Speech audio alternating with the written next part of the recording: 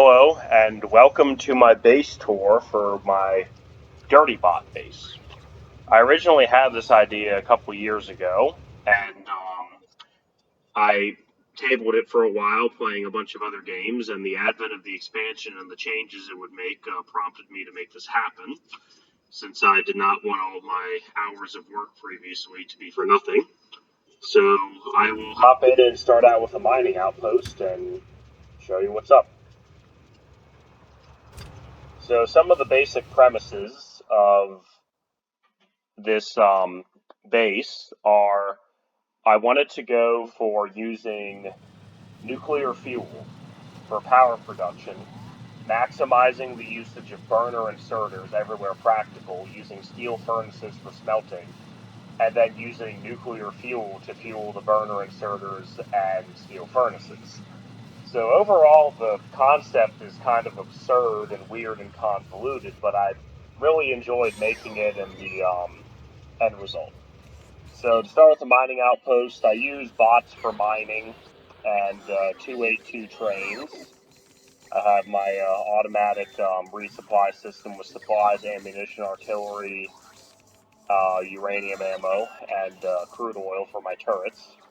So my defense setup is a wall of landmines, double thick wall, and a combination of flame, gun, and laser turrets. And for the most part, it seems to do very well because I've had no major breaches that have resulted in something that could not be repaired by robots. So that's been doing well. And then for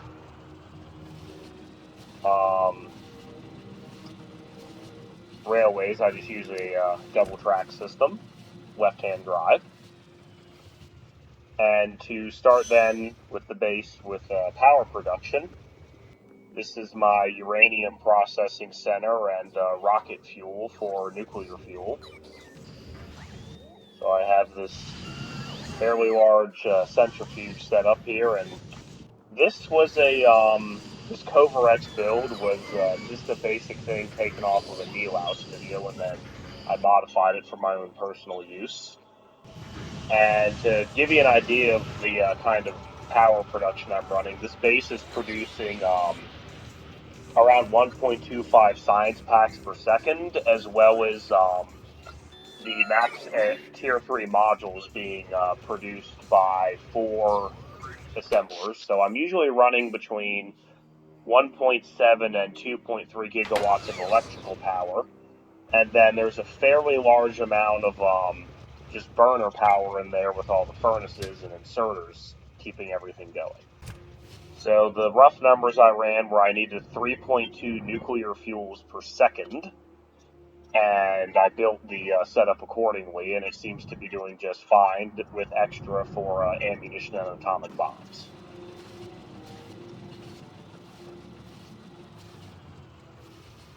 So to get with the production, I have my mall here.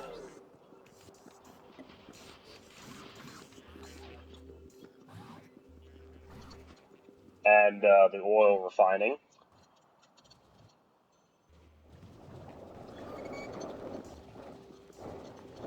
And convoluted pipes. So then with, you'll notice here with plastic, I didn't put any modules in. And so one of the things I had to do with this base to get the burner insert thing to work was I needed some of my, what I said, burner inserters where practical, which meant, any recipe where a assembler either with no modules or productivity modules or in some cases speed modules, it would be whatever the fastest speed a tier 3 assembler could run a recipe and still have a burner insert to keep up with it is what I use. So low density structures, I was able to use productivity modules and one speed beacon. Plastic, I went with no modules.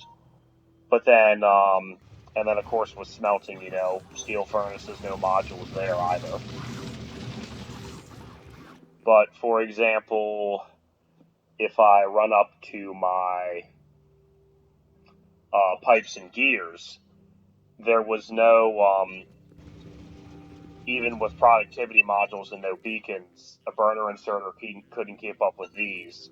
So for those scenarios, I just maximize the speed to have a compact base. So the production cells are a mix and match of being optimized for speed and productivity, and then some just, deliberately inefficient to accommodate using burner inserters.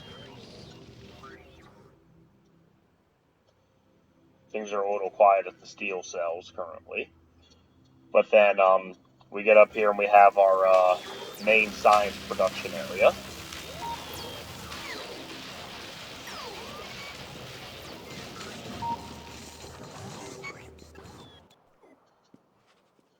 And then we have the rocket area. And with my internal base rail networks, all these internal networks are separated from the external main lines. And for the most part, I had enough room that each product was able to have its own dedicated line, but there are a few places where different products actually do share routes. But overall, I was able to stuff it all in there and nothing deadlocks, and it seems to keep up with itself. So we got the rockets there, and then this is the module production. And actually, doing the numbers, the modules actually eat up a lot more resources than the science production. So, for example, with advanced circuits, 4 productivity modules and then 1 speed beacon per assembler was just the right fit for a burner inserter to keep up with. Whereas the cables were too fast, so I just did maximum speed on the cables.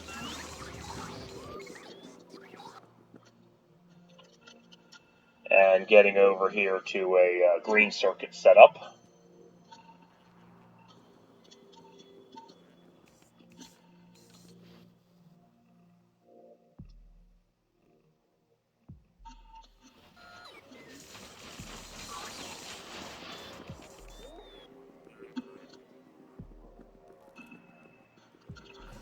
And then for getting nuclear fuel to all the different production cells, I had some fuel drop-off places near this power station up here, and then between my 2 smelting complexes here, and then a series of inserter bridges at the edges of one-tile gaps between roboport networks is how I transferred all the fuel to everywhere they needed it.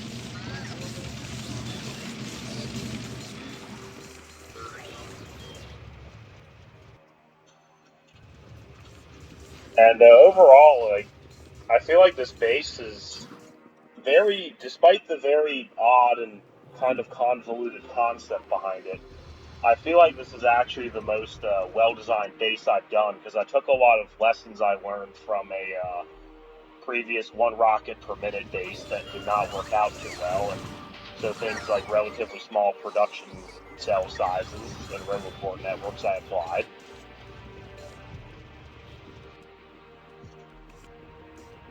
And overall, it was really enjoyable to build this, and quite satisfying to have the final result of this base that just eats through a substantial amount of uranium pretty much constantly.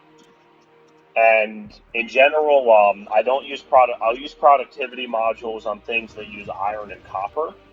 But for whatever reason, and probably because you don't use as much of them, but I don't like to use productivity modules on coal, stone, or oil products, because for whatever reason I just feel it's satisfying to consume large quantities of them, and particularly with the coal and the stone, you end up not needing as much if you're not burning coal for electrical power or furnaces.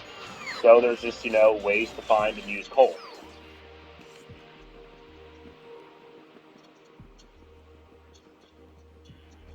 And that's about it for the base tour. So let me know what you think in the comments then, and perhaps in the future after the expansion I'll be doing some more.